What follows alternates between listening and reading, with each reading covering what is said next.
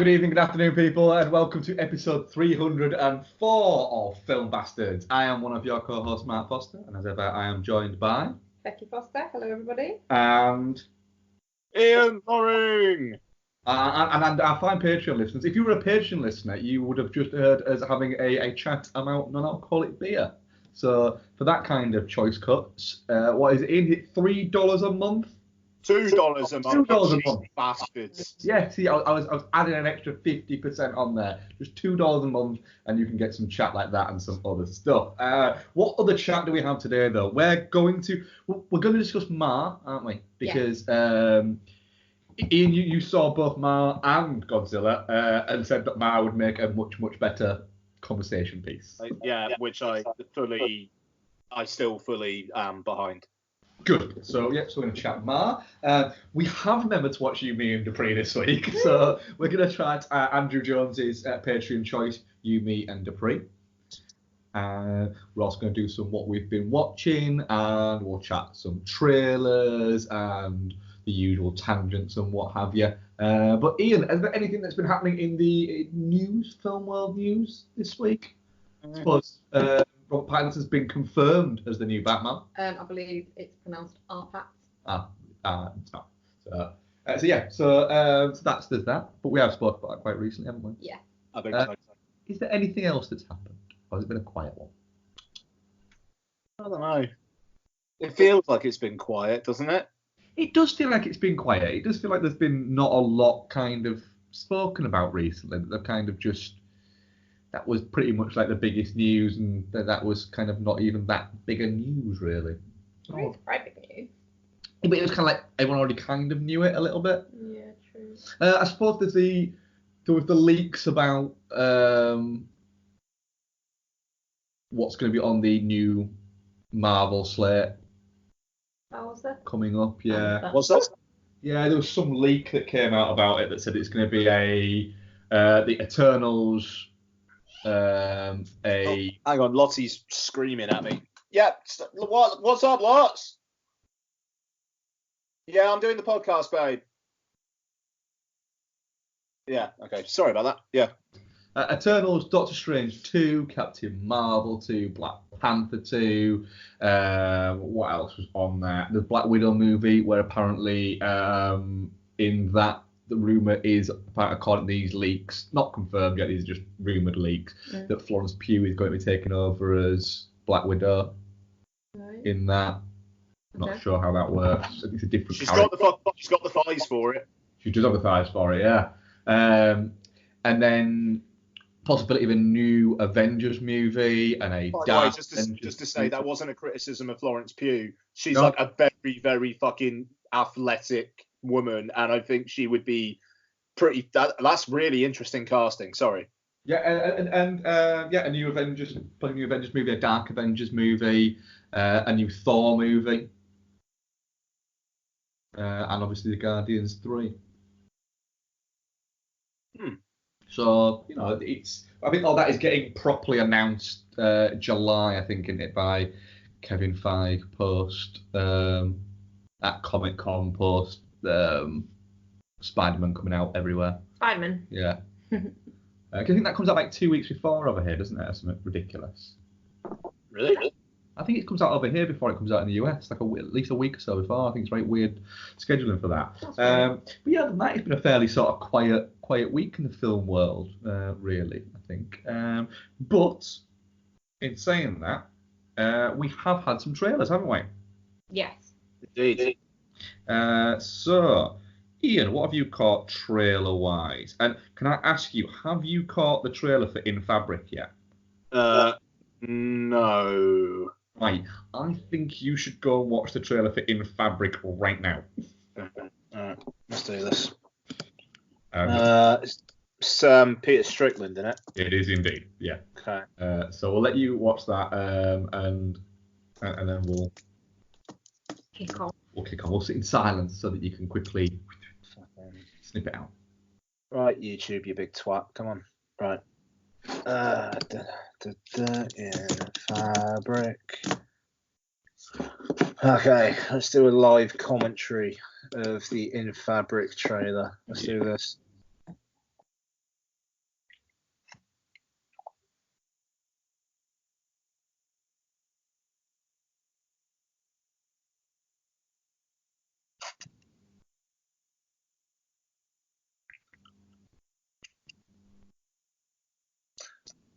Yeah, why the fuck would you buy a thing off that lady?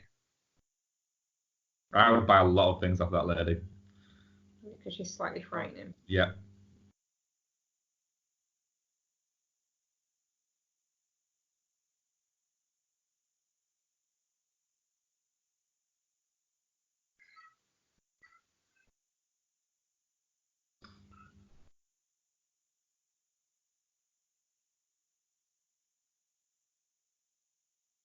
No, I'd totally give her a fake phone number.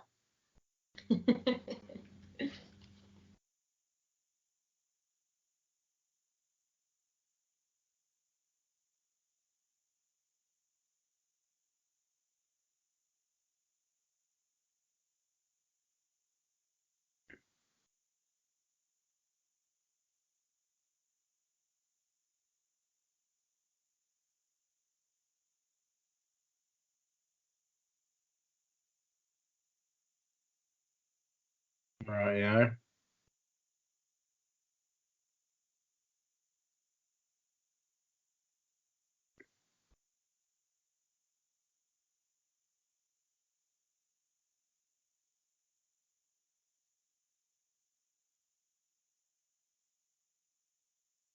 Yeah.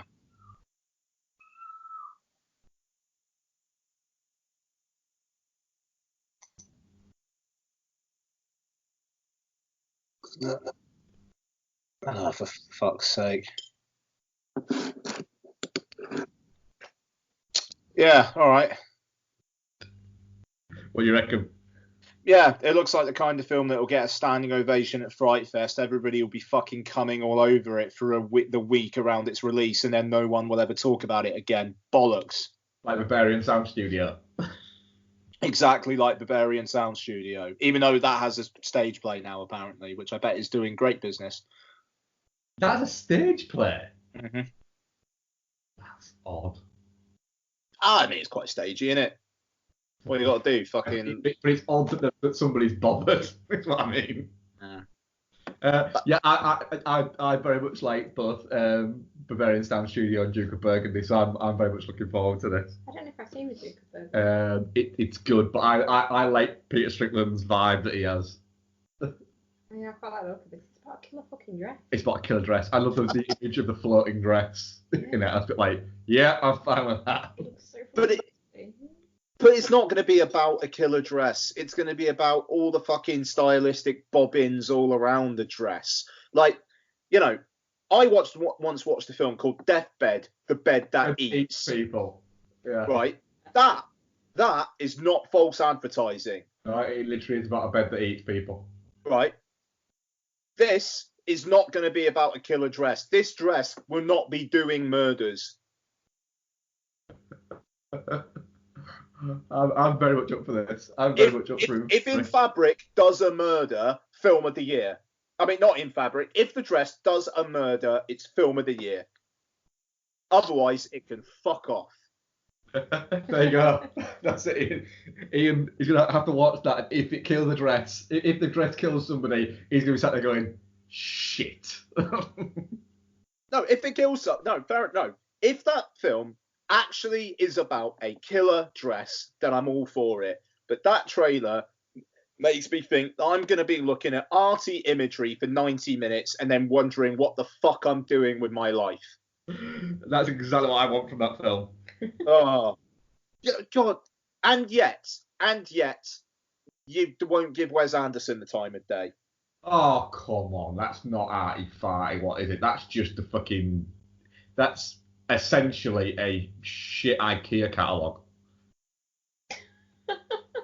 Well, that was a shit fucking Littlewoods catalogue from 1976. I prefer to flip through one of those than his sub-communist fucking bullshit looking attire that he has. Not having it. What? No one agrees with you. But with Anderson stuff? Yeah. He's woefully overrated. No, he's made some good films.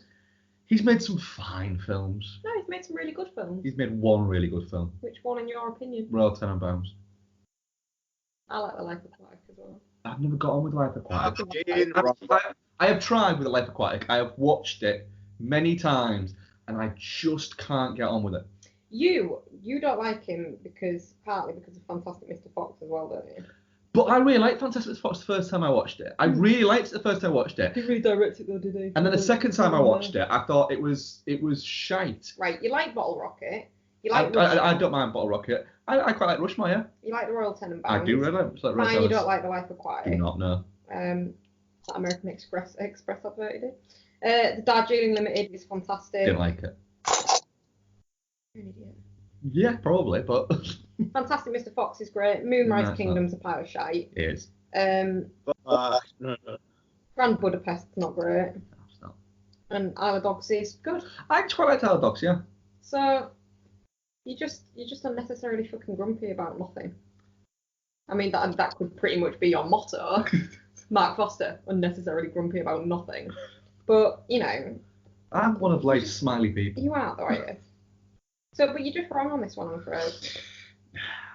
What else have we got here? Shit, I should have been ready with stuff then, shouldn't I? Right. Ford versus Ferrari, or how apparently what we need to call it, Le Mans 66. Alright, is that the UK name? That's the UK title. Because apparently Ford versus Ferrari isn't an engaging enough title, so we'll do Le Mans 66 instead. Like, what the fuck? What accent is that meant to be that Christian Bale's doing in this trailer? I can't place it. Just British, innit? Oh, British isn't an accent, is it? In Hollywood, I think it is. Yeah, but he is actually. I think the guys actually think the characters from Huddersfield. Right. Okay. But he doesn't. I don't think Christian Bale knows what his normal voice sounds like at this point, though. No. He doesn't know. He doesn't. But then again, he's born in Wales, lived in London, lived in Hollywood. Yeah, it's a weird one.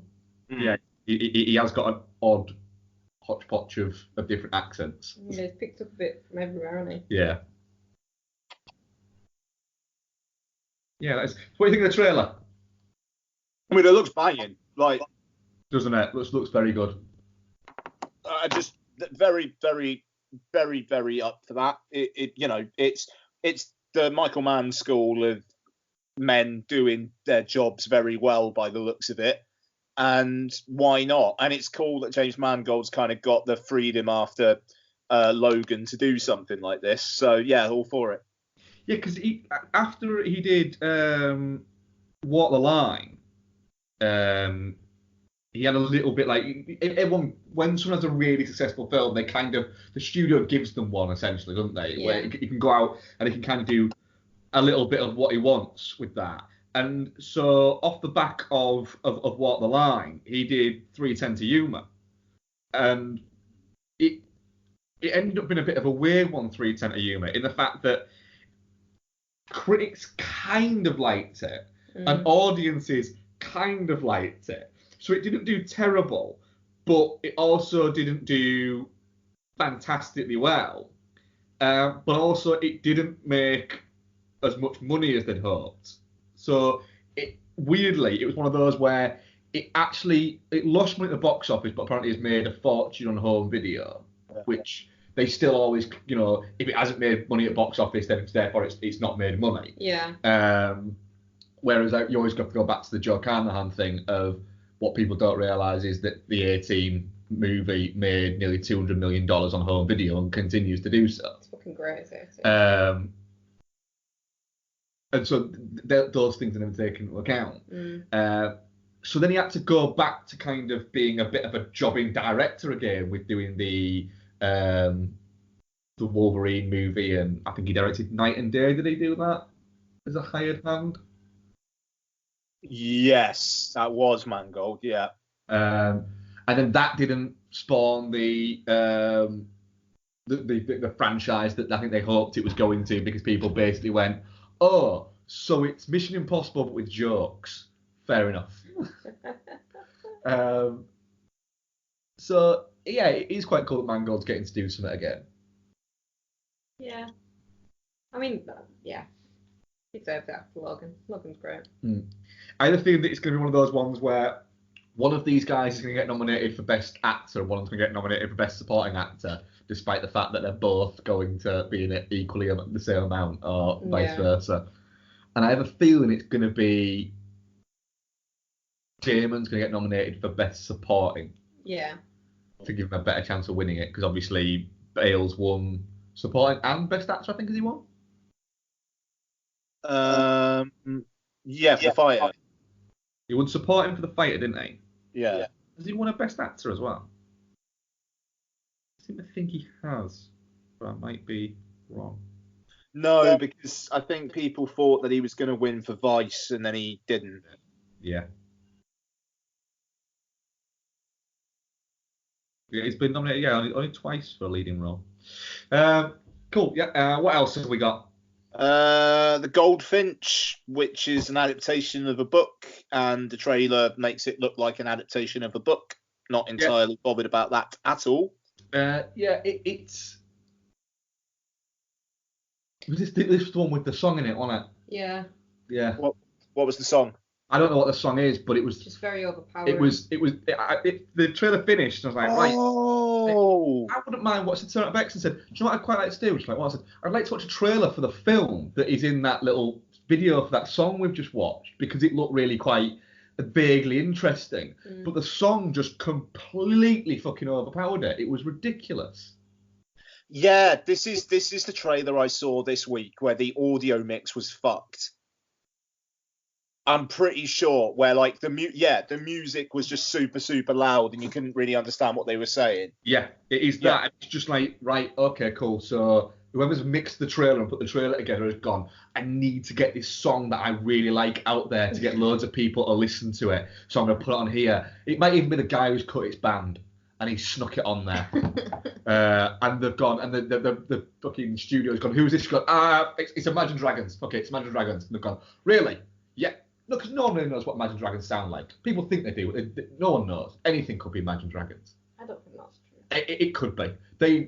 They're literally one of the dullest bands that have ever existed. So people would just go, fine, yeah, Imagine Dragons, there we go. They're not a fucking Coldplay, Mark. Not a Coldplay, but people know what Coldplay sound like. Yeah, shit. Exactly. Imagine Dragons, you've probably heard loads of their songs, but could you hum one or name one? I don't really. There you go then, Imagine Dragons. Could be Imagine Dragons. Who knows? Whatever. So yeah, it's like you say, it's definitely based on a book. It's definitely going to bore the shit out of a lot of people. A lot of people are going to go, oh, it doesn't stick to the book, does it? Or where was this character? Or what happened here? Or why did he do this differently? There's going to be a lot of that with this one. Yeah. Oh, she wasn't right for that role. He wasn't right for that role. That is what people will say about it. Who's the book by? Peter Goldfinch. I don't think it is. I'm pretty sure it is. I'm 100% positive that it isn't. Let's say it is. It's not. It is. Donna Tartt. Donna Tartt? Yeah. The book's by a person called Donna Tartt? Yeah. Cool. Any other trailers? The Kitchen. Oh, yeah, I'm very up for this. This looks great. Melissa McCarthy getting to be a little bit badass in something. Yeah. I'm game for this. It looks like Widows, but a little bit more. I don't know, a little bit more sort of fun Scorsese rather than like melodrama Scorsese. Fucking depressing. Because Widows was very. It luxuriates in his bleakness. It was very miserable, wasn't it? It was. I really enjoyed it, but it was very miserable. Whereas this looks like it's got a little bit of a playfulness to it. That new Pixar one. The new Sony Animation one that put a Pixar label on it. Yeah, I was going to say that you mean the new DreamWorks one. Yeah. It is, isn't it? It's no, hands up, not a Pixar fan. But what I will say is when you look at them, they look like Pixar movies. They all look like that they're made by the same studio, which is not a criticism. You know, Studio Ghibli all look like they're made by Studio Ghibli. This is the first Pixar movie. Coco's a bit of a departure. but I thought it still had that kind of, I don't know, that Pixar. It's a class kind of thing. It's your name with ness At the end, yeah. So they do have that, that. But then if you'd have shown me a 30-second clip of this, I wouldn't have had a clue it was Pixar. I'd have thought it was DreamWorks. Yeah. Agreed. And it seems, I don't know, they're just, it just seems like they're churning a little bit too much at the moment. They're churning ideas out at a little bit too much of a rate, and people are... I mean, at least it's not a fucking sequel. No, but it does seem like they're going... Because what they're doing now is they're doing sequel and then... Original, then sequel and original. But their originals... I mean, you really liked Coco, didn't you? And Ian, you really liked it as well, didn't you? Yeah, Coco's fucking banging. Yeah, and you were a big fan, weren't you, Bex? And I've seen it yet, so I can't really comment. But it just... There seems to be just a little bit of... Something just doesn't seem to be clicking with them sometimes at the moment. Yeah, it's odd. Yeah, I don't know. It's... And also we've got this is out... This out early 19? Early 20? Yeah, March 2020. Yeah. Weird. What else have we got? Not a film, but film related. Ian, did you watch the Dark Crystal trailer? Yes. What do you think? I don't have that much connection to Dark Crystal, but it's cool that they're using puppets. It looks, I mean... Is it a film or is it a TV show? TV show. Oh. But vibe-wise, it looks exactly like the film. Like, they've obviously tried to keep it really sort of close to how they did it back in the day. So Yeah, that's cool. I'm quite excited for this, actually. That's cool. I've never been... You don't like the film? No, I don't like the film, to be honest. It's not... It never clicked with me, to be honest. Fair. I'm just going to mention as well the trailer for the PlayStation 4 game Death Stranding. Starring Norman Reedus, Mads Mikkelsen, Guillermo del Toro, and Nicholas Winding Refn. Because, sure. There is a character in it who is literally called Die Hard Man. Right. And there are two female characters called Fragile and Mama. I don't think I'll ever play this game, but I do kind of want to just fucking like golf clap Hideo Kojima, creator of Metal Gear Solid, for just doing whatever the fuck he wants to do. And Die Hard, man. I don't know, but Guillermo del Toro and Nicholas Winding Refn are involved, so. I'm really interested in this, to be fair, because I think it was you who sort of mentioned it and brought it to my attention ages ago, and I watched what was available footage-wise sort of then, but there wasn't very much, was there? No. And then we didn't get to this trailer, unfortunately, because we didn't realise it was an 8-minute trailer.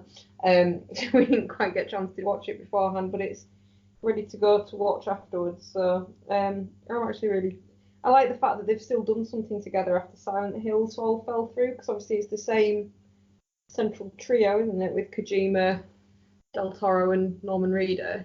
Yeah. So I'm interested to see what it's like, really.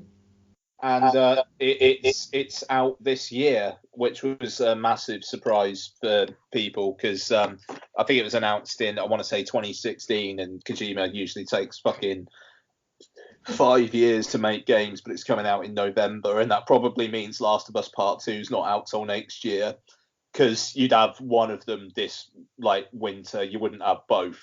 No. But it's, I don't know, I say I probably won't play it. Who the fuck knows? I think it kind of depends on how long it is. Like, if a game is longer than 20-25 hours, then I'm hard out. Unless it's Breath of the Wild. But that's because that is the single greatest video game ever made. So I'll allow it. But yeah, just the sheer when you've watched it, like, let's have a conversation, because that thing's fucking nuts. Just yeah, Die Hard, man. I think because Warren Beatty plays a guy called Heartman, and Guillermo del Toro plays a man called Deadman. Excellent. Yeah. Just I don't know, man. It's like, the thing is, Kojima's like a proper student of cinema as well. Like, he's basically, he is a frustrated film director. Like, it'd be cool if he ever did direct a film, but like, just character names like these, just what the fuck?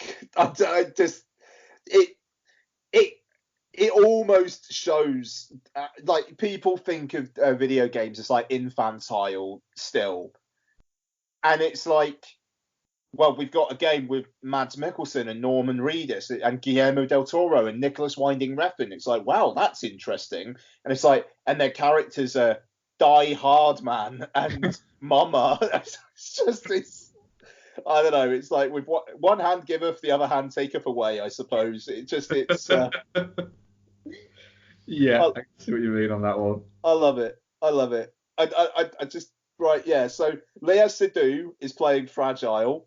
Yeah. Yeah, you see, Mads Mikkelsen is just playing a character called Cliff. It's like, sure. Nicholas Winding Refn plays Heartman. Margaret Qualley plays Mama. And who the fuck? So Die Hard Man is played by Tommy Lee Jenkins. So I don't know who that is, but he's playing Die Hard Man. So well done him.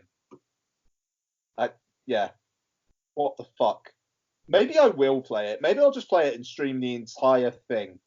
Do it. Anyway, Death Stranding. Watch the trailer. It's mental. Cool. Any more from you, Ian? No, just the big one. But I think the big one anyway, because I'm just going to let you guys chat. Is the big one the one I think it is? Well, I'd assume so. Yeah. Rambo: Last Blood. Yeah, there you go. Yes. I couldn't remember what we talked about. We talked about the Turn It On last week, didn't we? Yeah. Yeah. Yeah, I'm sure we did. Yeah, Rambo: Last Blood. I've been looking forward to this movie for a good 10 years now, and Stallone's been very much wanting to make this movie since Rambo was out, and Rambo was a big success. But he didn't make it at the time because he felt that it needed a little bit of time to set the character in. So he didn't want to make it straight off the bat of it, because he wanted to have he wanted to have a couple of years of the character being back home to make it feel a little bit more authentic. Yeah.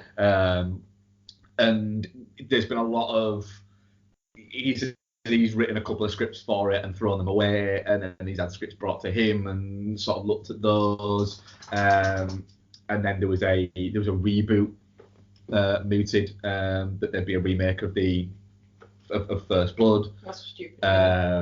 And Stallone has basically said, look, they can do what they want with it once I'm gone. Yeah. But for now, I'd like it to be, what is it? Because it's the character. He still always maintains, weirdly, that he has a more of a connection with the character. Finds John Rambo, a more interesting character than Rocky, and has more of a connection with it, despite the fact that he literally created Rocky. Yeah. Which is a weird one. But yeah, very much looking forward to it. It does seem like it's going down the Rambo versus the cartels aspect and element of it. I think it is going to delve back into the past of how he ended up being enlisted into Vietnam. Yeah. Because it told him in the trailer about him facing his past or something. Yeah, so there's that. I also do think he's going to kill off Rambo in this. Reckon. Yeah, which will be in a very emotional moment. But also as well, it does like it's going to be a really badass fucking movie. I'm very, very excited for it. It's a great fucking trailer. It is a really good trailer, actually. And we mentioned, didn't we, after we'd watched it, really, because we watched it at the same time as the one for Goldfinch, didn't we? Mm. One of them is a basically a tutorial on how not to use music in a trailer. This absolutely is how to use music in a trailer. That song's perfect for it. Yeah, it does. It fits it really well. Yeah. What's your thoughts, Ian? Yeah, I mean it looks good. I'm up for what it's selling. I hope I hope the emotion is earned. But yeah, I'm certainly up for seeing what it's all about. Yeah. Very good. Right, I think that's it for trailers. So, should we move into Ma? Ma is the latest Blumhouse film, directed by Taylor, who directed, was it The Help he directed? And also... The Girl on the Train. That was it. Couldn't remember what the name of the film was then. What else has he done? Did the Get On Up movie? Cool. So it stars who we got in there: Octavia Spencer, Juliette Lewis, Luke Evans, Diane Silvers, and a bunch of Missy Pyle is in there as well. Alison Janney makes an appearance briefly there. So what's the story about? It is set in Ohio. Maggie Thompson and her mother, Erica Thompson, played by Juliette Lewis, move back to Ohio. Juliette Lewis' character seems like it's made out that she's split up from her husband, Maggie's father, and has been forced to go back home and is working in a casino. And it's in what would you say, like a rural town in Ohio where not a lot goes on. And she befriends some of the kids who are trying to get people to buy them liquor outside the local store. Nobody will get them for it. And then Octavia Spencer's, what's she called? Sue-Ann turns up and buys them booze and then kind of forms a friendship/obsession with them, which develops into more as the film goes along, which we will get into because remember, we are all spoilers all the time, guys. So, Ian, Ma, what were your thoughts? Yeah. So, I think it's an interesting piece of work, and I think it's more interesting than the trailer lets on. I don't think it's a film that necessarily needed to be made or anything like that, but it is one which I don't know. It's interesting. I think that this is a film that could have been made with a white woman in the Ma role as well as a black woman. But I think, I think the reason why I'm talking about that is I think that the casting of a black woman kind of gives certain like connotations as to what it's gonna do. Like, is it gonna be like a fucking like mammy kind of thing? But it's not that, and I think it's elevated by Octavia Spencer in apparently what is like her first lead role, which is something.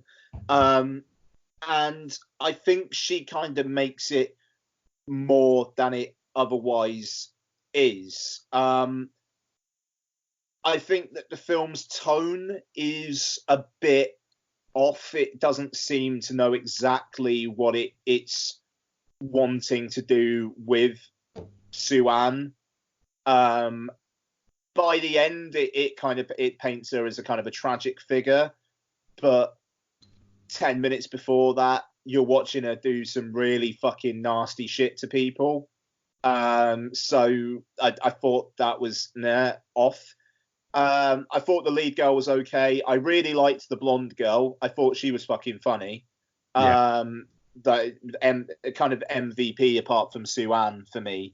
And it's odd to see Luke Evans take this role. It doesn't feel like a very Luke Evans part, but it does feel like maybe he just likes Tate Taylor. I think it very much is that, yeah. Yeah. So, and that's absolutely fair enough. I had fun with it. My audience ate it the fuck up. Like, my audience were having a great time with this. I do wonder if as much of it was supposed to be funny as it seemed to be. and maybe we'll have a discussion about that. But yeah, I liked it, and it's certainly more interesting a watch than Godzilla King of the Monsters would have been for a main review. I'll say that. Fair enough. Bex, what did you think? I'm still not entirely sure. I haven't really organised my thoughts on this one yet properly. It's really odd. There's bits of it that just really don't like land tonally for me. Like I enjoyed it, and it's a good film, but there's some really strange just bits in it. I can't, just certain bits of the script and things like that just feel a bit like, oh no, you wouldn't say that. And I think you're supposed to feel uncomfortable for how embarrassing she is as well, so it succeeded there, but it did make me uncomfortable. You're a bit like, just fucking get a grip at points. So I think whereas you were supposed to by the end kind of sympathise a little bit with her for her motivation, and it was just like, I just didn't. So I think that element of it was lost a bit on me. What? Oh. I didn't, what happened to her was shit, but get over it. Well, I'm just reading here, and apparently the original script had no backstory. They put that in afterwards. I think that would have been more interesting. To give her a bit more of a sympathetic character, rather than just being an outright mental monster. Which that's what they're saying here. Right. But I think that would have made it better if she was. Maybe, yeah. Maybe agree with that. I think it's an interesting film in the sense that it's quite a trashy story and quite a trashy film, but it's elevated by the fact that you've got Octavia Spencer, who is a very, very good actress in it. And you've got some sort of stronger supporting performances. I think all the kids are perfectly fine. I don't think there's one that's terrible. And I think that there's a couple that are actually quite good. I think the lead girl, she wavers a little bit at points. I thought she was really good. The only one that I thought was out of the sort of core four of them that was probably the weakest, but it's still not a weak performance, was not the boyfriend boy, the other boy. Chaz. Yeah. He felt a little bit. He felt very, very generic. The more kind of bro-y guy. Yeah. That's fair. He felt very, like I say, just stock. Yeah. Stock future frat boy number 2. He was a bit like that. He could have been in a 90s like slasher movie. Yeah, he could have. Yeah. So there was bits like that in it that what is it? And I agree with you, Ian. It does kind of flit all over the place in its tone at points. It doesn't seem to know where it's getting at points. The flashbacks come in at some weird fucking moments where you should be stood literally looking at a party and smiling, and all of a sudden it just goes and you get a flashback. It's like, right, that's odd. It's an odd way to introduce a flashback in that moment there. I feel like a lot of this could have been avoided if they'd just kind of gone, if after the girls went upstairs and she had shouting at someone upstairs, if she'd just like told him. Her friends, and then they just didn't go anymore. Yeah. It's a bit, there was an awful lot of, like, it's supposed to be a small town, so there's nothing really to do. Yet they don't know that kid's mum is that, and nobody's wondering, hang on a minute, fucking Sue Ann's buying a lot of booze at the moment, like an awful lot of fucking booze. Where are all of the teenagers? Yeah. It does feel, there are a few sort of little moments like that where it doesn't seem to quite, it's almost a little bit like, because Taylor's directed things like The Help and things like that, but it seems a little bit like occasionally you get directors who go, I want to direct something a little bit, like nasty, a little bit gnarly, and then feel like they can kind of not get away with putting the same amount of effort and interest into making sure everything works. They can go, all right, yeah, there is that, and that kind of doesn't make sense. But she burns this kid with a fucking iron. It's like, all right, fine, yeah, she does burn the kid with a fucking iron. That's cool.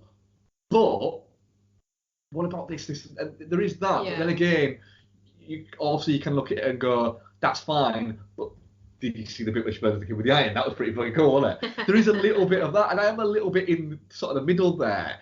But it's like, there's also bits that don't seem to. You said it when we came out. I feel a little bit like there's maybe 10 minutes missing over it. Yeah. Like the fact that she gets the blood from the dog.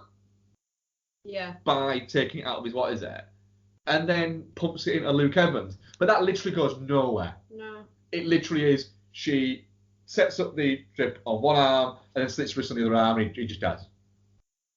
Yeah, what's the purpose of that? Yeah, it's a little bit like, so you're not going to go anywhere with that.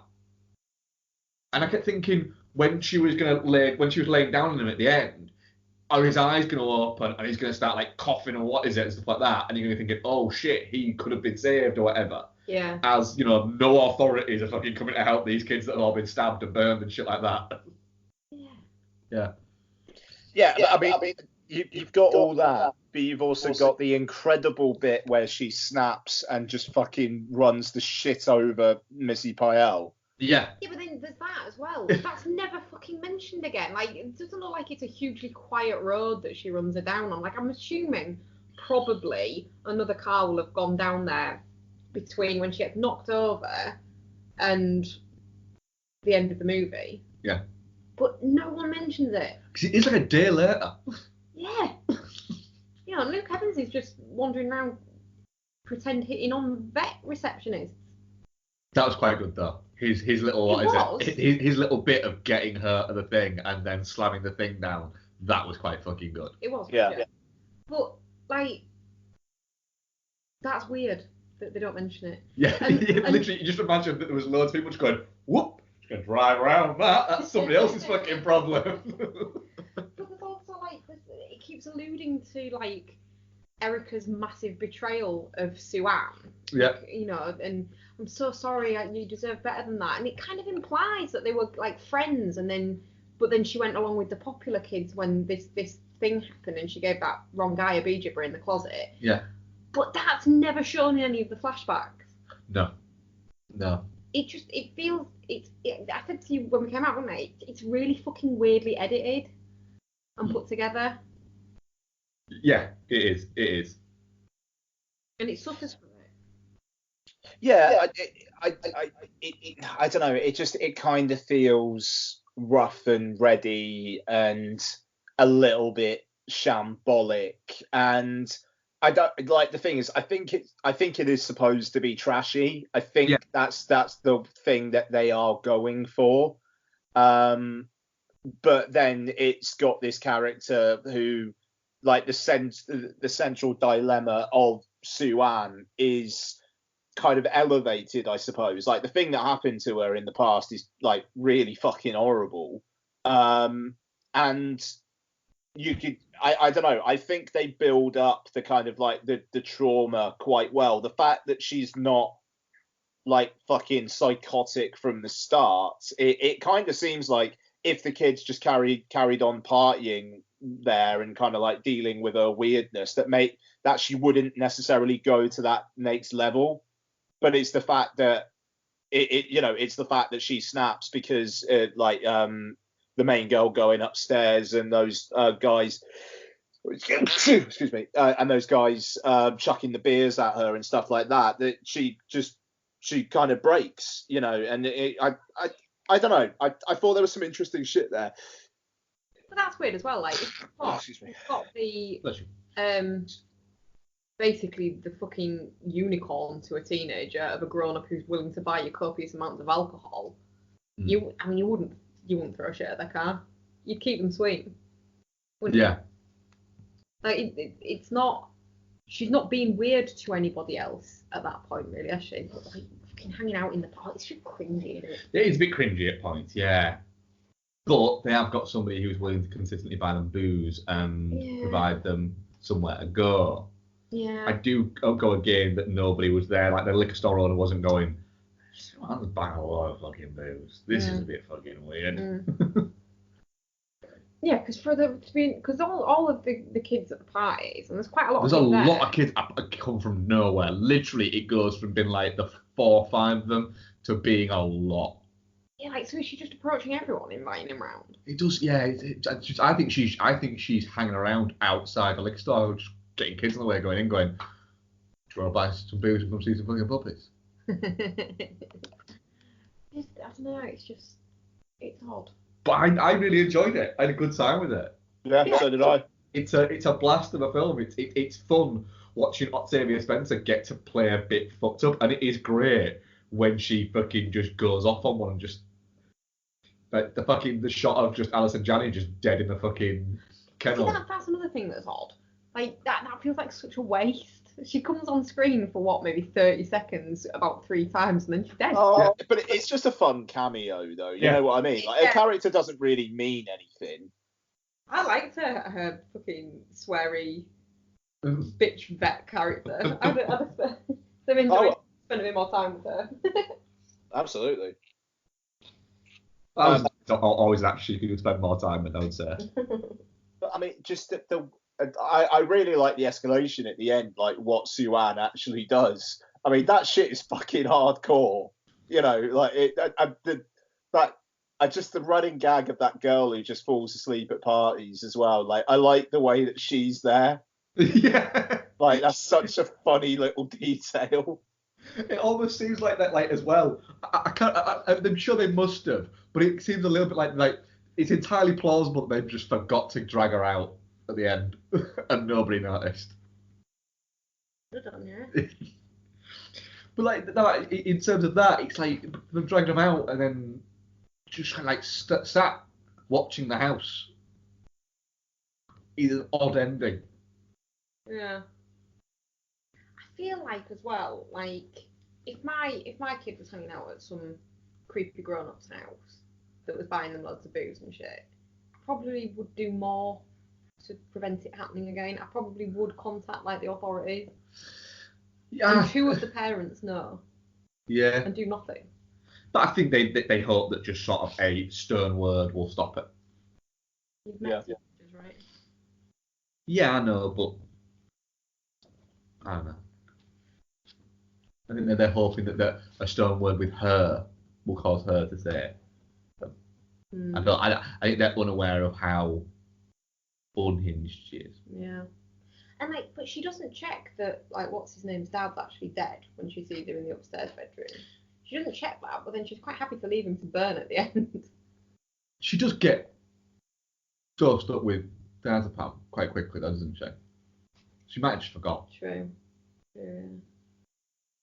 What, forgot he was even there? Forgot he was even there, and then in the hospital later on when Andy comes in and goes, "My dad's still at home," she'll have gone, "Oh, shit." Oh, I fucking totally. I knew we should have called the fire brigade. Yeah. He was in a bedroom with some dog's blood. Sorry about that. But, you know, oh, fuck, and your mum's dead as well, isn't she? Not doing well for that, like, I did it. Yeah. Get a bad week. I think his mum's probably dead longer than a week before his dad moved on to his new fuck buddy. Yeah, but his fuck buddy's dead, so, you know, swings and roundabouts. Yeah. Oh, swings and roundabouts. So yeah, I really liked it. I really enjoyed it. It was fun, and it was. It seems like it's kind of like gone a little bit under the radar for some reason, and not as much made of it as it could have done, really. It's a fucking busy release corridor at the moment. There's a lot coming out like every fucking week at the moment. That's it. I think you're right. I think it seems like they could have picked a better time to release it, really. You know, and there's some things being levelled at the film that everyone has to watch. So yeah, it does seem a little bit of an odd time to release it. But then again, I suppose Blumhouse look at it and go, it cost $5 million to make. We've got to make what, $10-15 million to make our money back, and it's easy going to make 30 to 50 million Yeah, I mean, I think it did like 16 in the US this weekend. So there you go, money made back. Yeah, I think it's so far worldwide it's made over 20 million. There you go. And if Octavia Spencer's got some of the back end, then she's going to be quids in, and good on her. Yeah, that's cool. I'm definitely not shit. I think it's a fun schlocky genre pick that doesn't go overboard with the genreiness, which I quite enjoy. It could have gone at one point. It does start to veer into full genre mode, but it doesn't quite go deep into it enough, which I think is maybe just it's directed by a different type of filmmaker. I think it was directed by a specifically genre filmmaker. It'd have gone to genre, and we've had a big synth fucking soundtrack, and it probably wouldn't have landed as nicely. Yep. Our audience poll for this was, let me have a wee little check. I think our problem with this is nobody's seen it. So I'm not going to say what is it because there was too few votes for it to count. Okay. So we'll say that all three of us were definitely not shouting that. Yeah. Right, cool. Ian, what have you been watching this week? I'm actually just going to get a drink. Do you guys want to do some? Yeah. Or if you want to wait around, feel free. But if you guys want to get started, I'll be back as quick as I can. Yeah, we'll do some. Cool. What have we watched, Becky?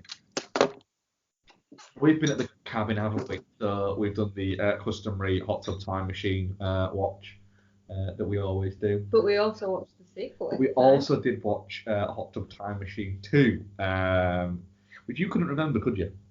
And I remember that I'd seen it, but I couldn't really remember the detail. What do you think on your rewatch of it?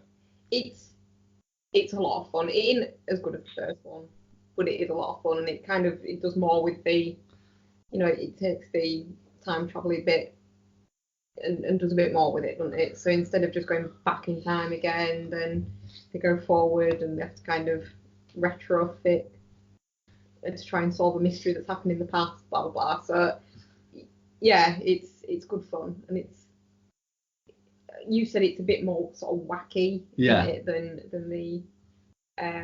the first one, but the first one was pretty wacky. I think the first one's more zany than wacky, whereas this one's quite wacky, and it's quite. I suppose having the future element of it, they can play around with it a little bit more, and they can do sort of weirder stuff with it. And they kind of lean into that a little bit. Yeah. What is quite amusing is the Clark Duke character in it. He's wearing a ridiculous outfit, and they're mocking how stupid he looks in the outfit. And then it literally is now what fucking Pharrell wears, like, to fucking go and buy milk. So that's quite amusing. It's kind of, I think it was all right. Yeah. But yeah, there was a lot more. I know there was a lot more improv on this, and that kind of plays through. Craig Robinson continues to be the star of the show of how he usually is in most anything he's in. Yeah, he's brilliant. In that, I like the fact that Rob Corddry just continues to play just an unreal arsehole. Toxic. Yeah, they really lean into that. The fact that he actually gets into an idle car. That tried to kill him. Try to kill him. He has character development at the end, doesn't he? Yeah, kind of, but he's still an arsehole by the end of it. That's the amusing bit of it. Is he's still an arsehole by the end of it. There's a lot. I'd say it's not as coherent, but there are some laugh out loud moments in it. Yeah. Oh yeah, definitely. Yeah. The fucking nerd song. Yeah. But that's that's made it way into our. Yeah. So what else are we watching?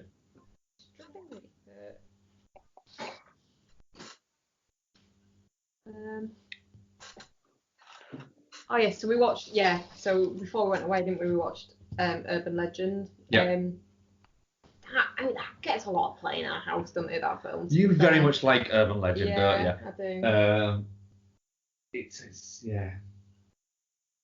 It's great. I mean, is it though? Yeah. It's fun. Yeah.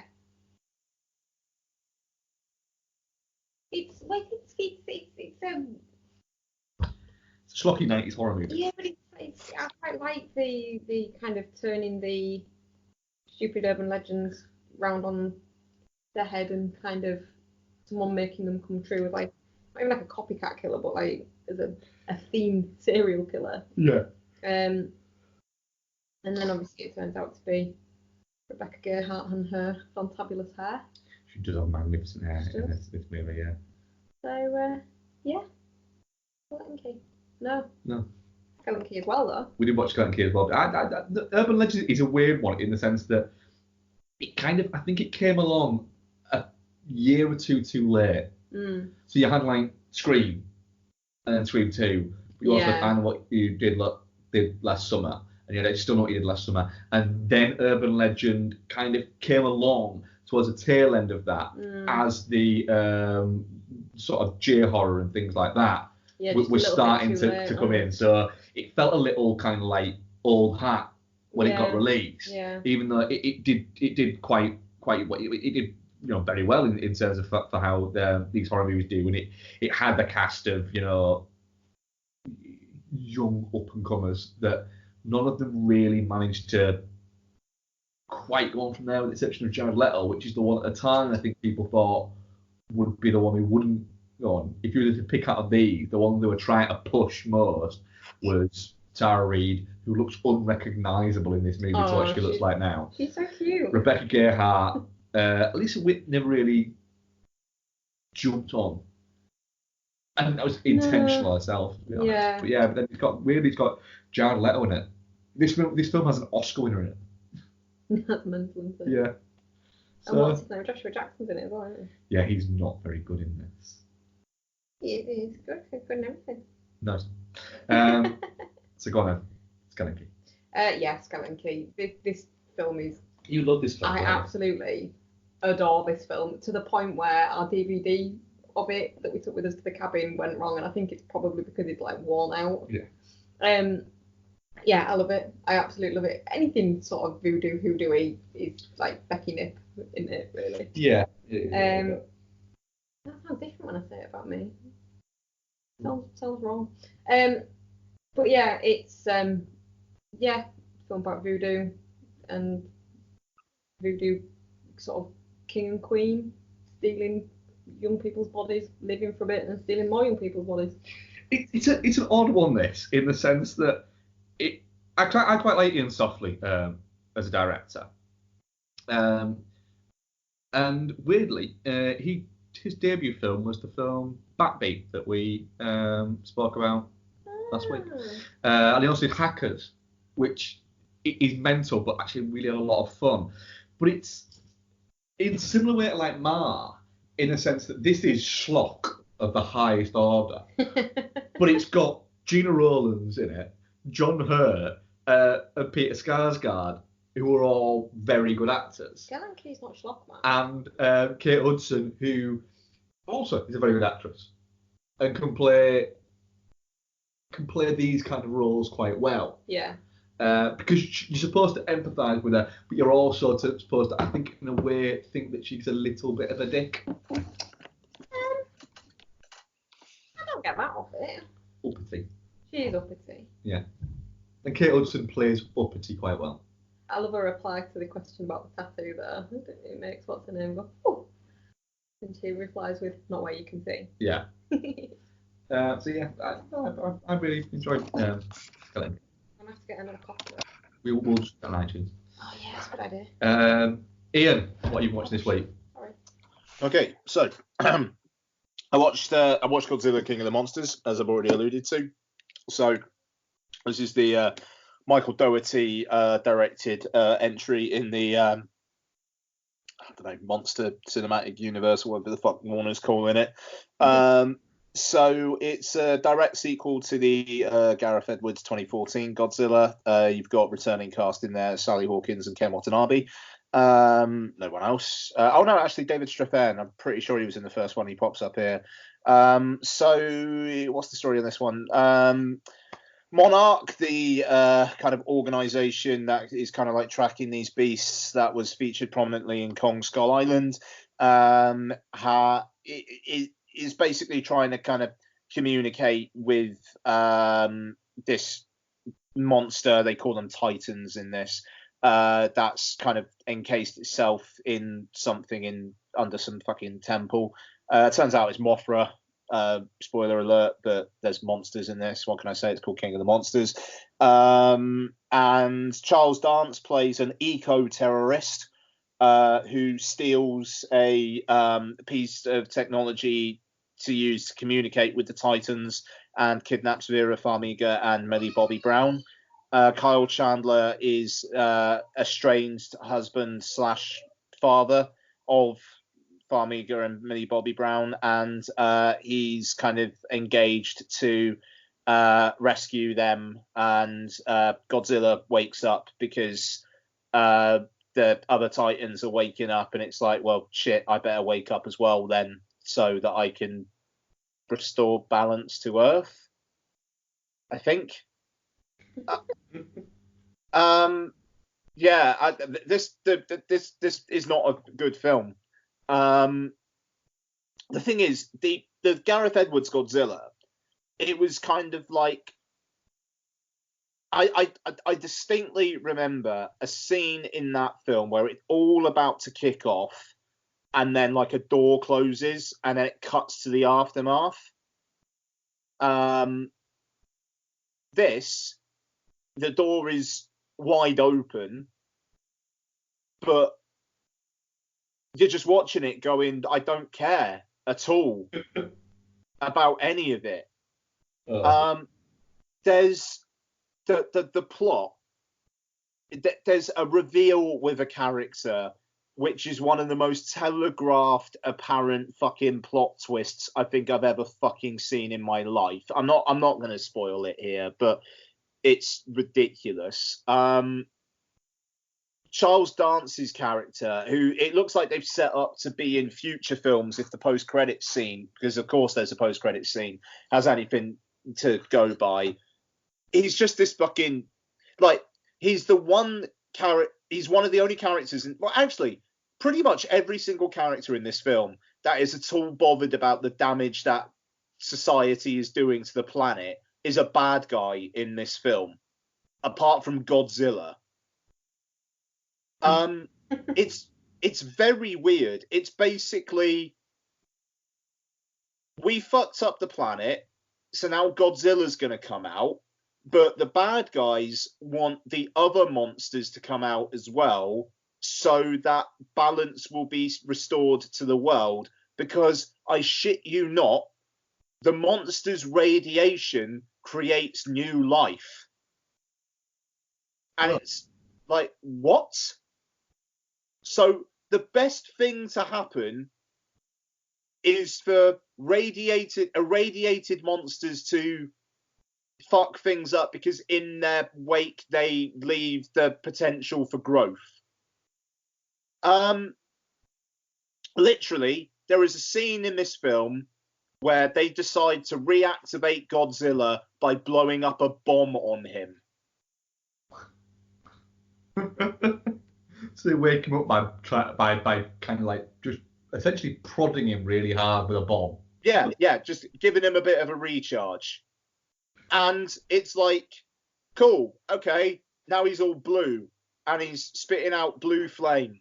Awesome. That's a cool image. But they literally, I don't know, they exploded a bomb on Godzilla. And that, I mean, like, he was born of nuclear testing, but apparently the thing to make him healthy is do more nuclear testing right next to him. I don't know. It's a very, very confused film where the climate change, the people who want to like warn of climate change are the bad guys. You're watching all this stuff happening and not caring, and it's 131 minutes long. But the end credits song is by Serge Tankian, who I believe is from System of a Down. Yes, he is. Doing a song called Godzilla, where there's literally lyrics in the song, "Oh no, there goes Tokyo, go, go, go, Godzilla." Yeah. Which is incredible.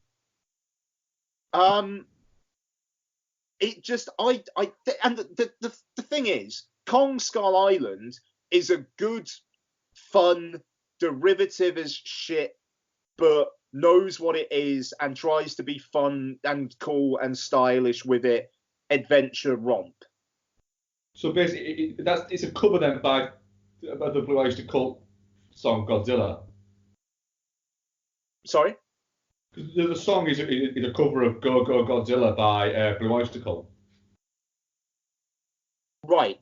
That makes way more sense than the guy from System of a Down writing the lyrics, "Oh no, there goes Tokyo, go, go, go, Godzilla." So I'll read you some of the lyrics here. With a purposeful grimace and a terrible sound, he pulls the spitting high-tension wires down. Yeah. Helpless people on subway trains scream bug-eyed as he looks in on them. He picks up a bus and he throws it back down as he wades through the buildings towards the centre of town. Oh no, they say he's got to go, go, go, Godzilla. Oh no, there goes Tokyo, go, go, Godzilla. And there are more lyrics. It just...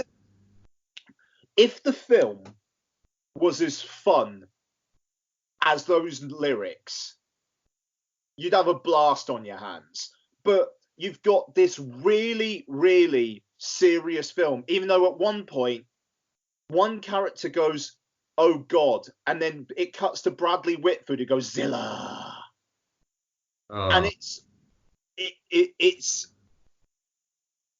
I don't know. A character dies, and before they die, they say, "Long live the king," and then there's a big explosion, and it wants to be serious, but it's also insanely cheesy. Doesn't make any sense. The action has some cool moments, and to be fair, the score has got some really good little nods to the original score from Godzilla, which I really enjoyed. But yeah, I don't know. I mean, like, it seems like the people defending it are saying this is very close to old school Godzilla versus films. And yeah, that's great, but that doesn't mean that I enjoy this film. And probably on that evidence, I wouldn't enjoy any of those films either. It's a waste of time. Kyle Chandler is basically the lead character in this film, and he's shit, and that's a crime. And it's a long film, isn't it? Yeah, 131 minutes. And I mean, Millie Bobby Brown, who was cast because Stranger Things is a thing. I don't know. Whatever, she's fine. Vera Farmiga is Vera Farmiga. At this point, Vera Farmiga is Vera Farmiga. I don't know. It's like she always looks a bit concerned. Yeah, that pretty much is Vera Farmiga at the moment. Yeah. You know, and I don't know. That's Vera Farmiga now. Well done. It's a waste of a lot of things. But I mean, it's not utter shit, because there are some interesting visuals in there. But my God, there's not enough in there to justify 131 minutes. And I don't know how anyone comes out of this film saying it's fun. It was mind-numbingly boring for pretty long stretches.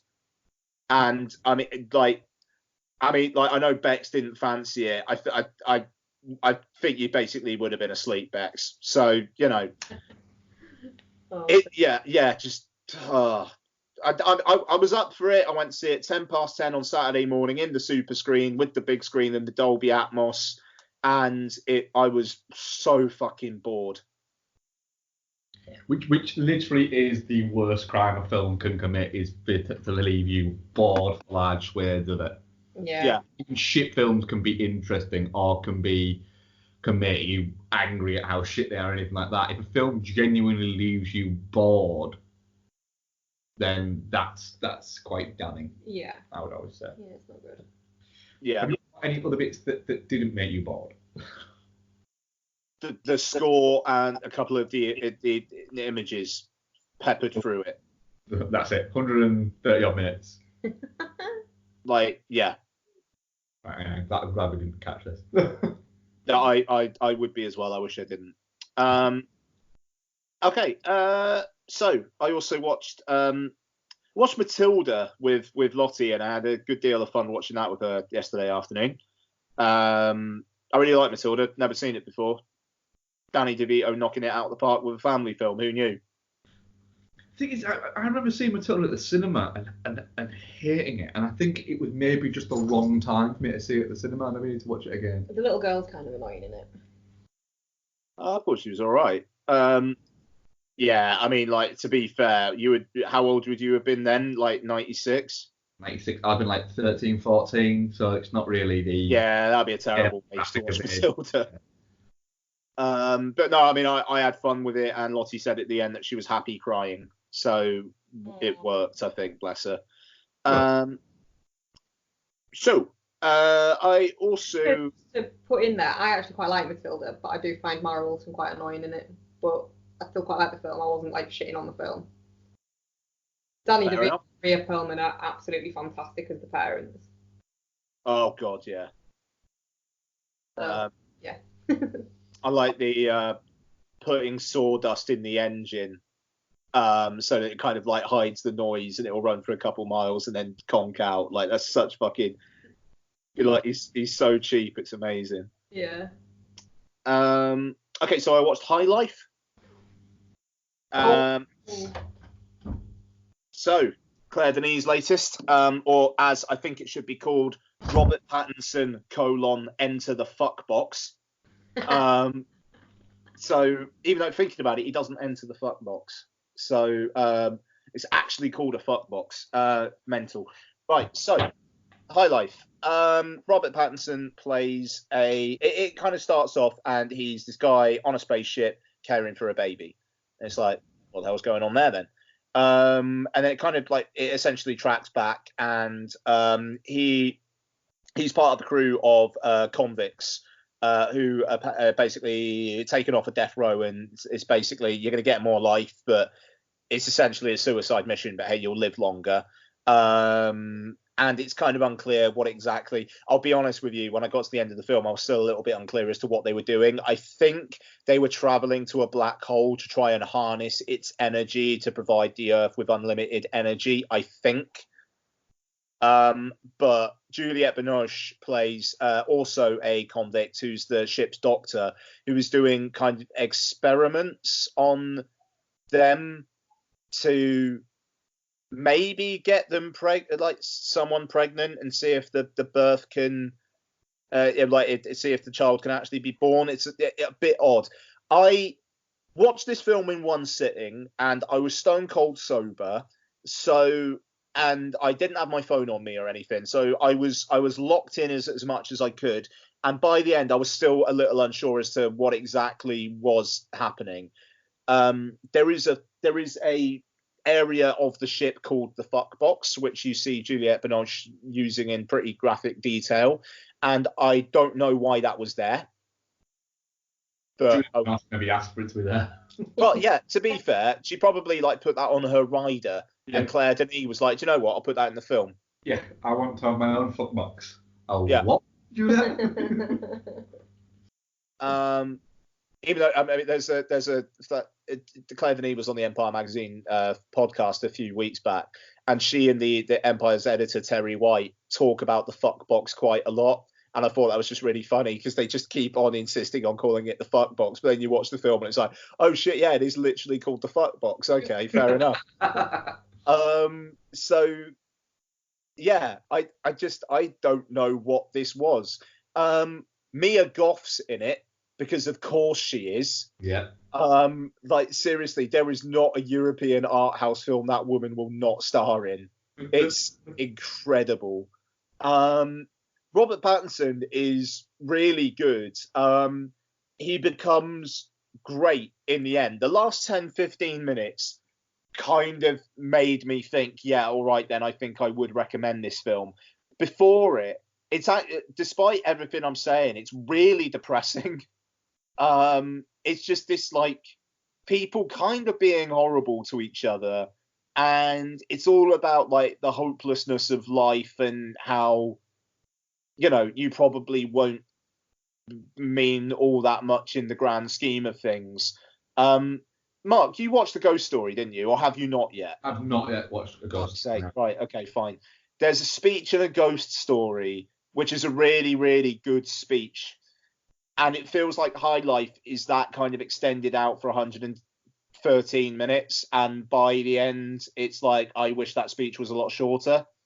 I like the speech length in A Ghost Story, not so much when it's a full-length feature.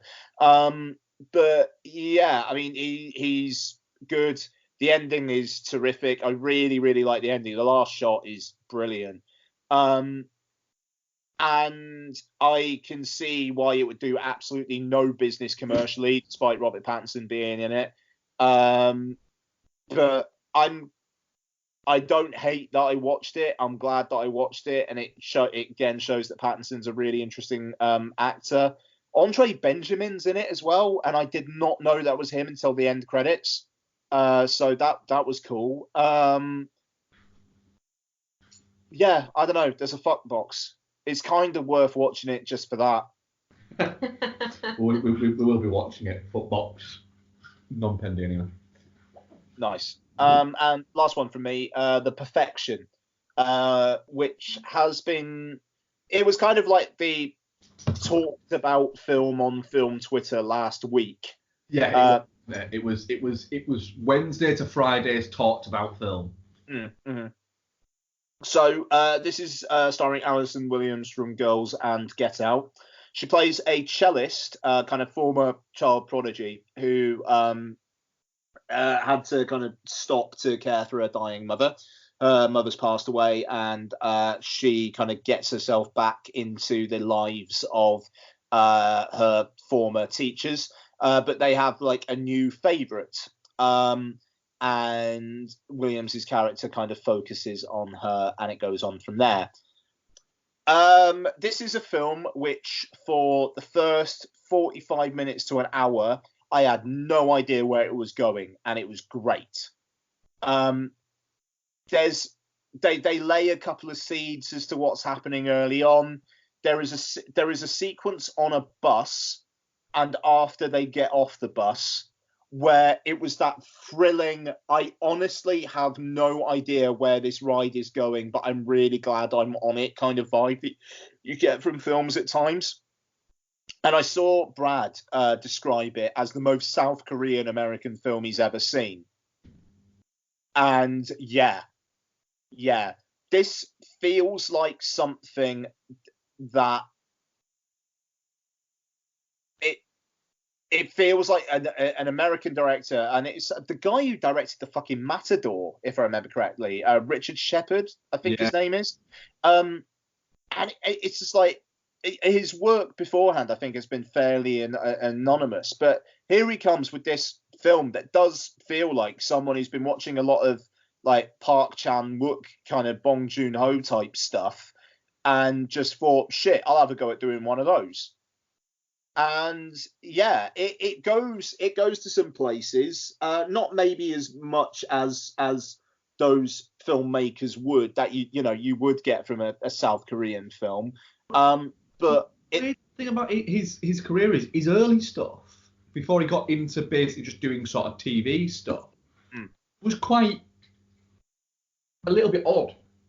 And even sort of Don Hemingway was quite odd film. Oh, actually, no, you're right, it was. In that. So yeah, it's an odd one, but he's done like things. I think he's doing episodes of the new Twilight Zone movie series. But yeah, he did like Girls and a lot of TV stuff. I mean, like this film is cinematic. It's got some really good twists. I think once it all coalesces at the end, it feels like, yeah, this is a film made in 2019.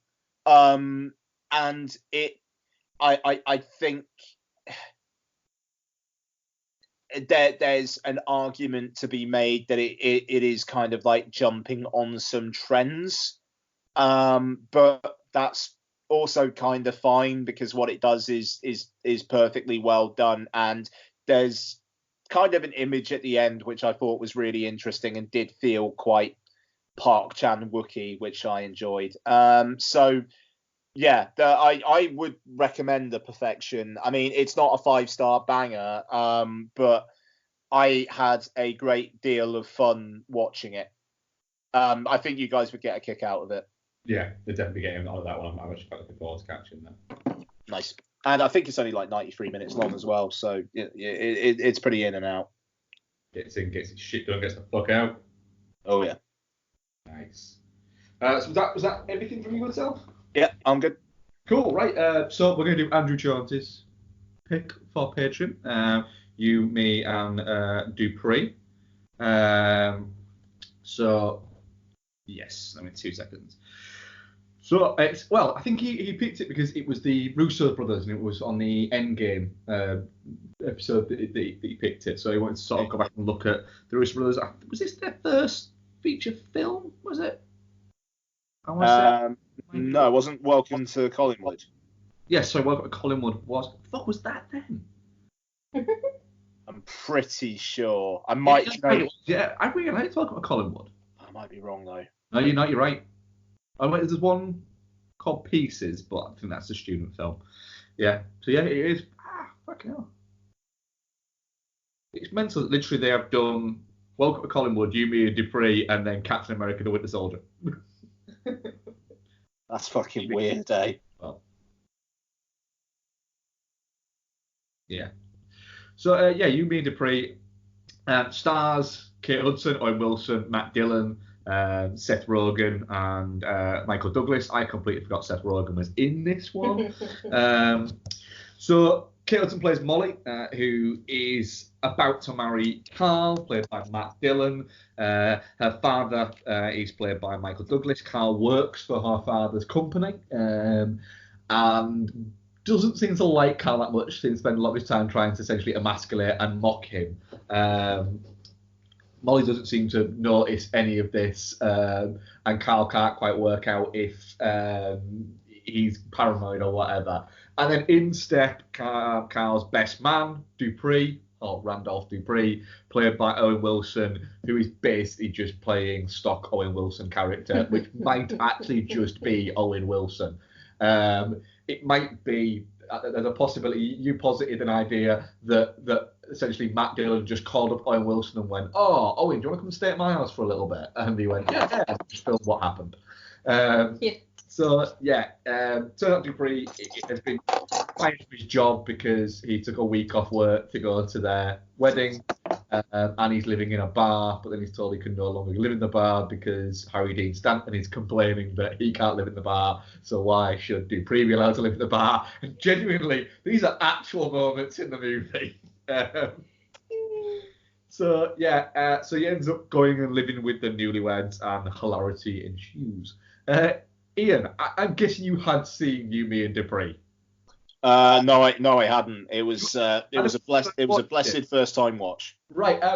How did you find You, Me, and Dupree? Because it was kind of made in that post Anchorman little swathe of movies where you had, the post Anchorman and post Zoolander, where you had people like Will Ferrell and Ben Stiller and Owen Wilson were making a lot of movies at this time, and they essentially, for a brief amount of time, were comedy movies for an amount of time, and then people like Seth Rogen came along and took on the mantle and went from there.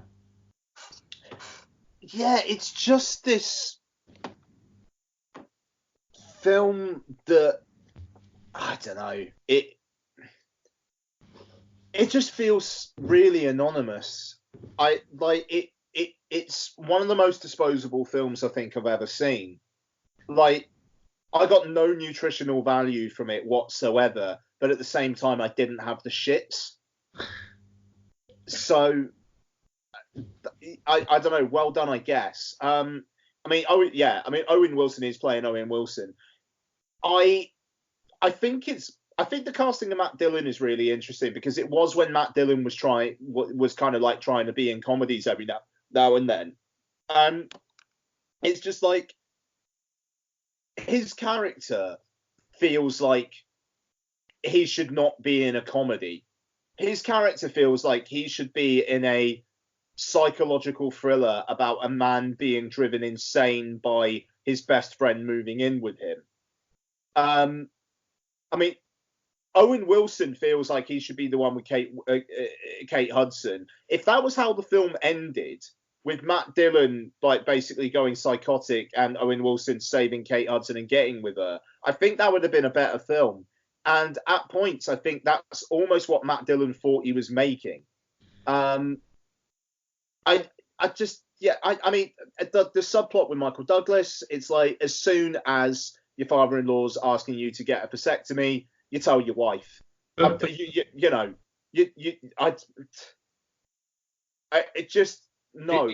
does give us the amusing bit where he tries to sort of talk to Dupree about it and asks him, let's give him advice for it. And what if Mr. Thompson asked you to get a vasectomy? Owen Wilson can't quite understand why he would ask him to get a vasectomy. Oh no, and I mean, I really like the fact that they call that back later on with Dupree actually asking him, "I have one question for you," and it's, I mean, that's that's the thing. I mean, like there are some good moments in this film. The random bit of business of Seth Rogen just going round his house to look for the porn in the bin. It's like, I don't know why that's there. Yeah. And it doesn't really have an effect on anything. It's basically just Matt Dillon just going like, "Get out of here, you dirty bastard," and that's about it. It doesn't. And then you get the Seth Rogen laugh as he runs by the window. Yeah. And you get the big loud Seth Rogen laugh, which always reminds me of that video thing of that guy in the airport. Some guy in an airport gets arrested and he happens to look a little bit like Seth Rogen, but he's been handcuffed and he runs away. And the security camera footage is of him in the foreground, it's in the background, and then all of a sudden he runs past through the foreground, this guy, and somebody has taken the video and inserted Seth Rogen's laugh over it. And it's brilliant. It sounds like a good time. I don't know. I just it was fine. I didn't hate my time with it. It feels like a film that could not be made now. Some of the reactions that Matt Dillon has to certain things, I just think you wouldn't be able to get away with. And the Lance Armstrong stuff's aged badly as well. Oh God, yeah. Like all the Live Strong stuff, but yeah. But I don't know, the ending where it's just like Dupree is now some sort of like world famous motivational speaker, but I'm just like, yeah, fine. Why not? Cool. Like maybe go sleep with Kate Hudson now or something. I don't know. But yeah, I thought it was fine. I mean, what do you guys think? Bex, you go.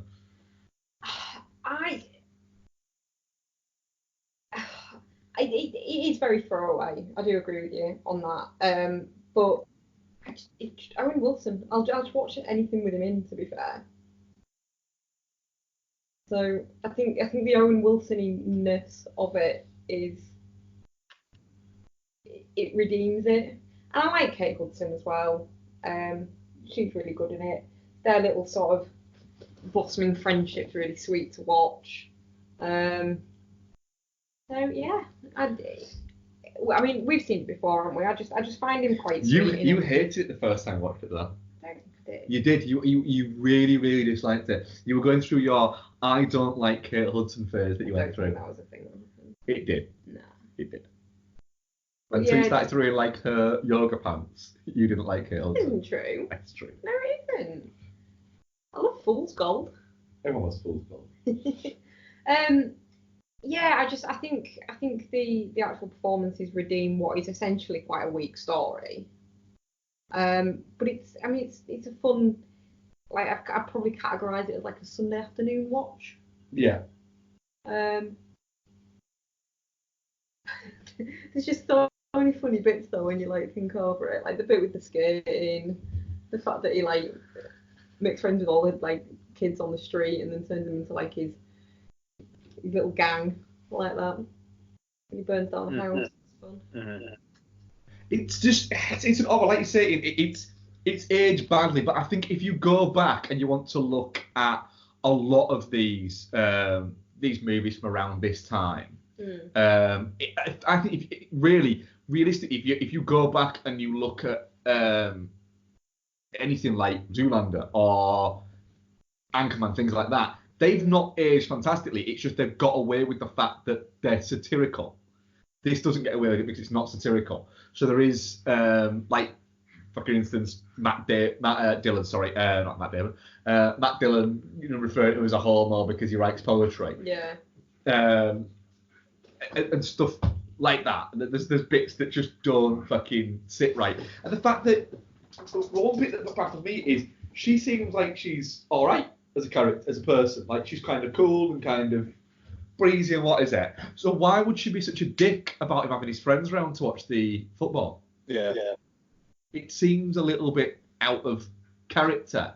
Well, she wasn't really a dick about it, was she? Literally, they're all terrified of the fact that when she comes home, and they all immediately decide to leave.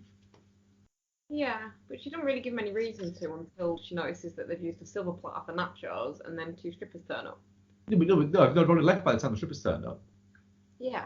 I'm saying she doesn't like react badly. I know, but I'm saying, but the fact that they would think that gives off an element of the character. Yeah. It's not like he literally just met her and married her, and what is it? She's obviously been there for a while. Yeah.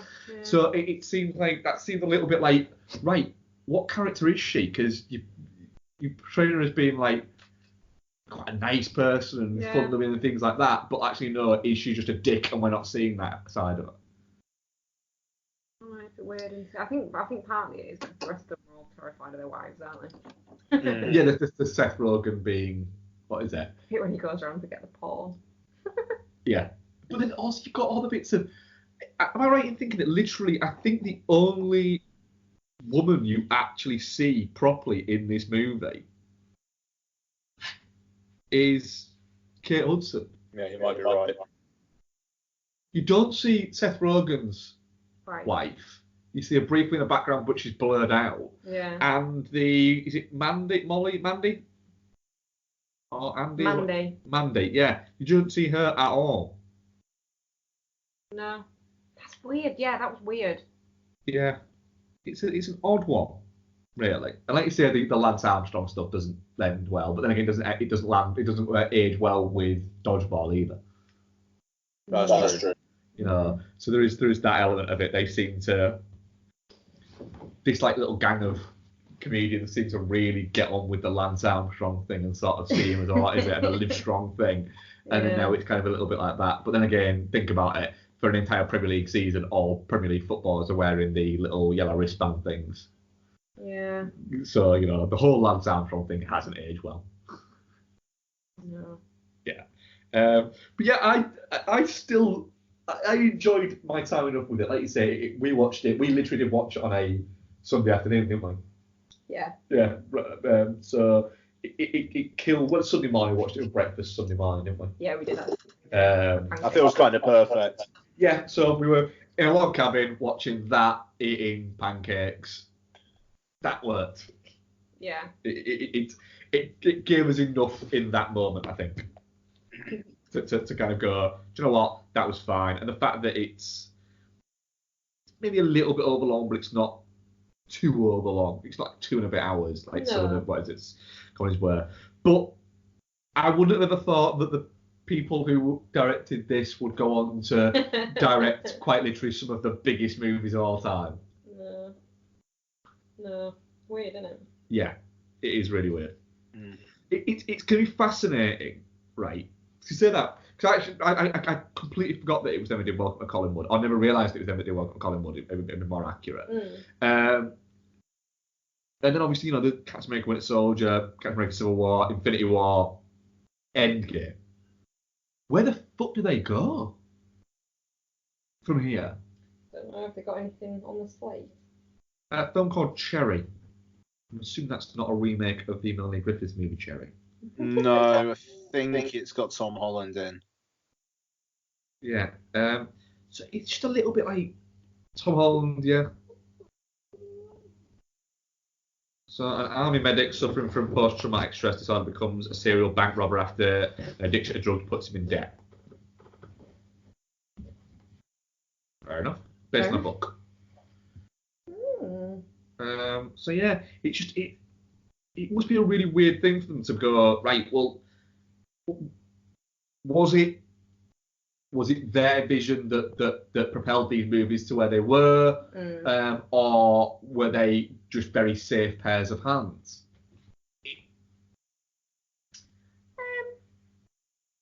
Are they done with the Marvel universe now? I think it's probably going to be both elements, really, isn't it? Because obviously you've got to respect the franchise enough, not try and do anything on your own with it. Be interesting to see also if they go out and do their own thing. Do films independently instead of working together all the time. Yeah, because isn't Joel Coen about to do a movie on his own? Whoa. Really? I'm sure one of the Coen brothers is directing a movie solely on his own. Let me see if I'm talking absolute crap there. But with TV stuff, they didn't solely do just TV like together as Russo brothers. They did individual episodes of things quite often. Yeah.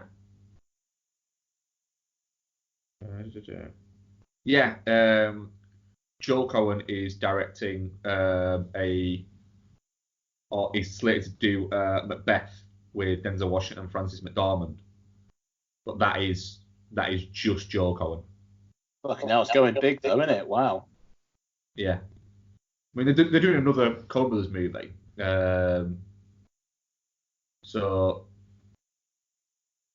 it's not like they're falling out or anything like that. But yeah, he's doing a solo Macbeth. Interesting. Yeah. That could be quite, like you say, he's going big with that. But yeah, I enjoyed my time enough with you, me, and Dupree. I don't think it's shit, so I'm definitely not shit on it. But I also don't think it's that great. But it's not quite edgy at all. Not touching cloth. I don't think I am touching cloth with it. Because I think in the right setting, I think you can kind of get away with watching it and letting it just breeze over you. There's enough laughs in it. Yeah. Oh, yeah. To get you through it. Yeah, definitely. Yeah, that's fair. I'd go with that. I would say it all depends on your tolerance for Owen Wilson. If you like Owen Wilson and his shtick appeals to you, you're fine. If it doesn't, then no, this isn't going to be the movie for you. He's so earnest. Oh, the bit where the bit with the vasectomy is just so funny. Yeah. Our audience poll, definitely not shit 33%, touching cloth 50%, and shit 17%. What do you want to bet? Definitely not shit. What do you want to hear? Yeah, definitely not shit. Cool. Right. We do have a couple of questions, but I think we have one question and one response to our, what is it? Quite day on the Twitter. Yeah. So a question that we asked our audience was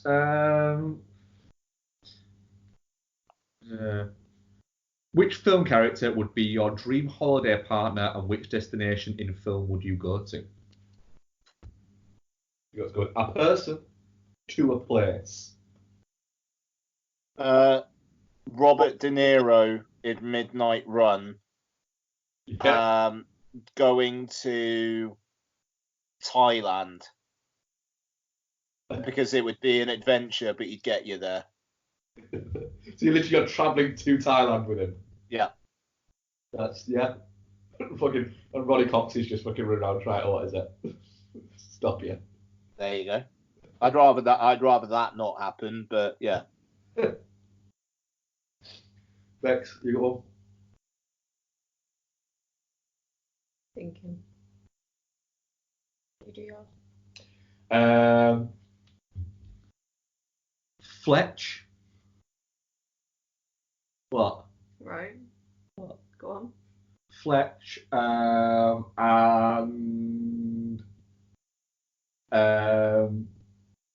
the alternative kind of universe in Last Action Hero with Fletch. Nice. That'd be quite cool. Or Rosamund Pike's amazing Amy in any Giallo movie. That's not bad shout, that. Yeah, just go to a Giallo movie with her. In the world of Deep Red. That'd be fucking great, wouldn't it? Not Rosamund Pike, actual Psycho from Gone Girl. What? Just the Amazing Amy character. Yeah, the character, Yeah. Yeah. Oh, I don't know. I'd like to go to the sort of weird spirit world in Spirited Away. I don't know who with. Totoro. Yeah, fuck it, Totoro can come. That'd be fine. That's because my ideal movie meal, like, you know when you see stuff in films that you'd like to try, it would be a bowl of Hayao Miyazaki's ramen. All right, go on then. That's a great show. You've opened up another question there, then. Well, that's mine. No, but you opened up another question there. Go on. Best movie food. I'd have to think about that. That ramen there. Yeah. It always looks delicious. Like when they make it in Ponyo as well. Yeah. Fucking, I'd eat that. That Don't care if fucking- it's cartoon. That fucking grilled cheese that they make in Chef. That looks incredible. Yeah. I'm very much looking forward to Jon Favreau's Chef TV show. Yeah. Ooh. Have you not seen that? No. So Jon Favreau and the guy, the chef who inspired him to do that, he's done a TV show called Chef, where it's not a TV show of the movie, it's Jon Favreau just going around cooking with people and like talking about his love for cooking with people like Scarlett Johansson and Gwyneth Paltrow and a whole host of like proper fucking A-list celebrities. It's going on Netflix. I think it comes on Netflix this weekend, I think. Really? I'm sure it does, yeah. Oh. Let me see. Let me just have a double check. Let's see if that's what it is. So yeah, that should be quite cool. Because literally, I was never a fan. I was never really a fan of new Jon Favreau. So like, I liked him in Swingers and bits like that. But I disliked him in a lot of things. But then once I saw him Chef, he kind of started to warm to me again. Do you want to you? Yeah. Let's try and find it.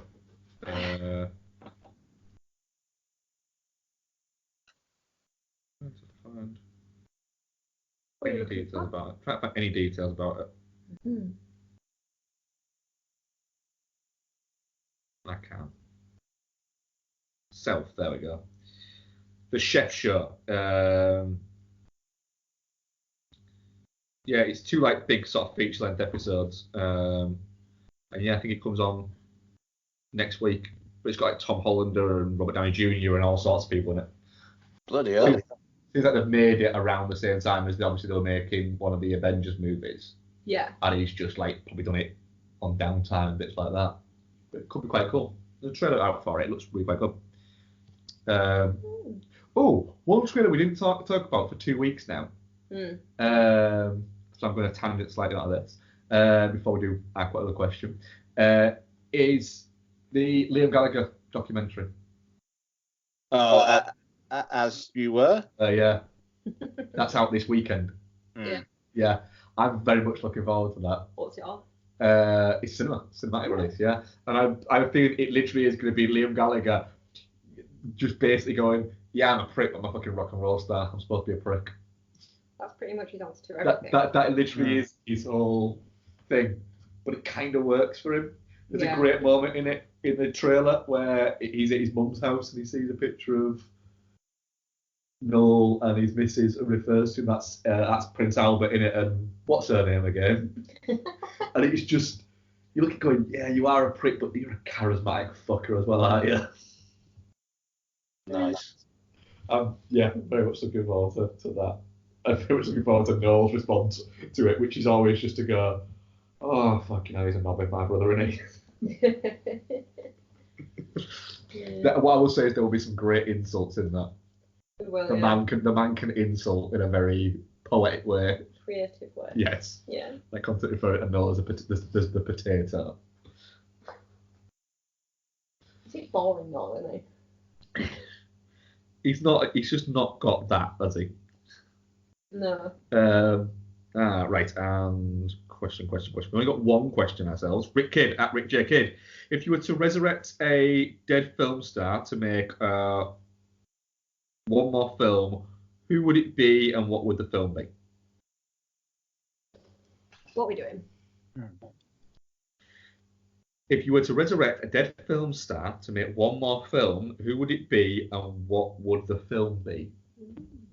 Harry Dean Stanton for Alien 5, where it turns out that his character from Alien was actually alive all along, and is actually the architect of the entire Alien mythology.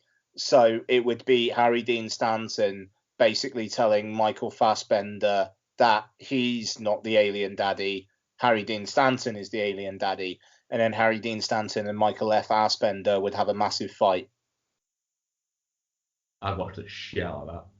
Got some real thought into that, Ian. That's good. I bet that already sounds better than whatever pitch Ridley Scott for the third new Alien movie said yes to. Why, thank you. Yours be next. Thinking. You're thinking. I'm not good at thinking on the fly like this. But the question was posed a while ago. So Yeah, I know. check. I've got no data left, have I? But I used it all at the cabin, so I can't take anything at home. You are at home. I know, but You've been at home since the question was asked. Yeah, Bex, you're not coming up with some good reasons here, dude. I was busy watching Haunting of Hill House as well. Well, I'm saying this to stall you because I can't think of any of this, but I am going. I'm thinking. You thinking? Yeah. John Cazale, and insert him into that. Fuck it. It can be in whatever Scorsese's doing next. Nice. Just that. It could have been in The Irishman. It could have been of anything Scorsese did from Raging Bull. Fucking works, that. Because you know work with Scorsese, and he always it was one of those things they just assumed was going to happen at some point, and then he died, unfortunately. Yeah. Oh, Anton Yelchin to make the rest of the Odd Thomas books Fair enough. into film. That's a good one. And plus, it would mean we get Anton Yelchin back. Yeah, well, just for one film. No, because he's That was doing the the whole series. No, that's good. Did we get any answers to our We questions? did, yes. I forgot to read it out though because I asked you guys. And I'm a terrible host. Terrible human actually being from- is what you are, man. Oh, fuck that shit. That was from Rick Kidd. Excuse me. I'd like to go to the Jurassic World before it all goes to shit. Don't have an ideal holiday partner, but I'd take Dr. Dolittle so he can talk to the dinosaurs. Should it all kick off? And if it all goes wrong, then at least Eddie Murphy gets paid back for Norbit. Nice. Isn't Robert Downey Jr. doing the new Dr. Dolittle? Yeah. I'm actually quietly looking forward to that. Weird. I liked the first Dr. Dolittle movie. It's a good film, the first one. The first Eddie Murphy one. The first original one's actually quite alright. Oh, God, I can't even remember it, man. So what's out next week, Ian? Well, we're going to be doing a Patreon special. Yes, we are.